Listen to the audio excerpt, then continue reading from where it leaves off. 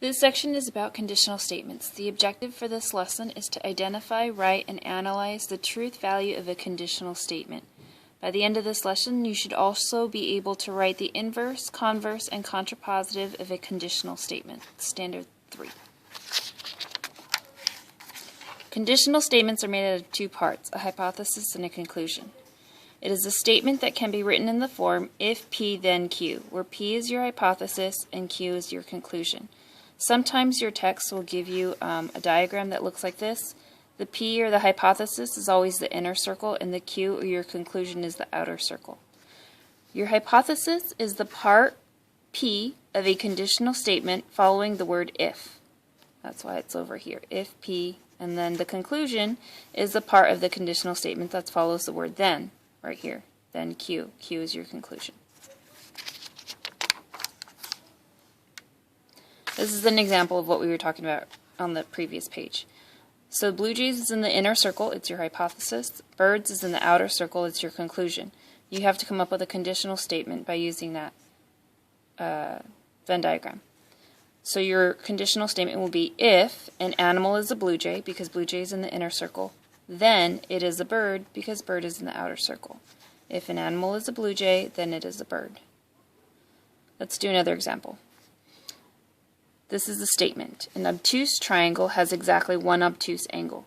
You have to convert that statement into a conditional statement. Hypothesis is the first part, an obtuse triangle, and your conclusion is the second part, has exactly one obtuse angle. So when you write your conditional statement, it's going to be if a triangle is obtuse, then it has exactly one obtuse angle.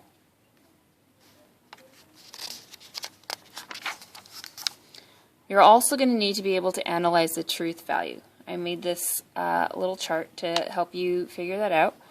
You're always going to start with a hypothesis. If your hypothesis is true and your conclusion is true, then your statement is true.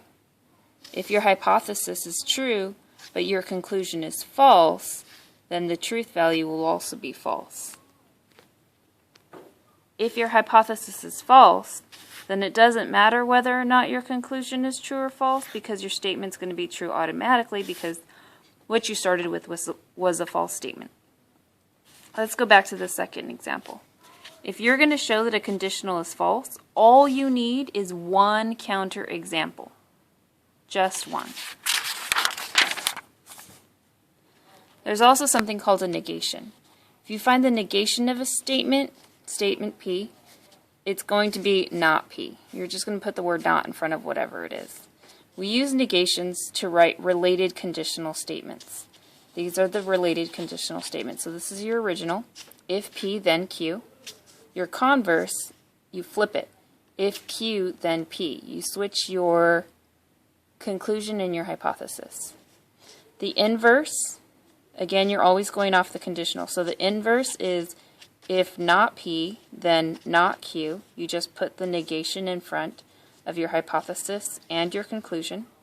Your contrapositive is the negation and the switch that you did in the converse. So if not Q, then not P.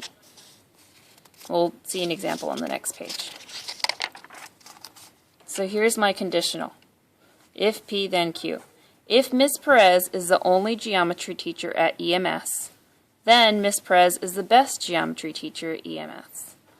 The converse, I'm going to switch my conclusion and my hypothesis.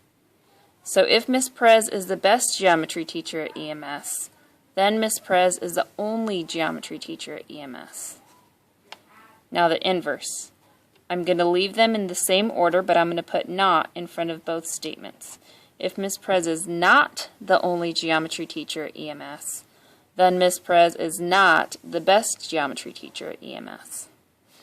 Contrapositive is switching the hypothesis and the conclusion and putting the negation in front.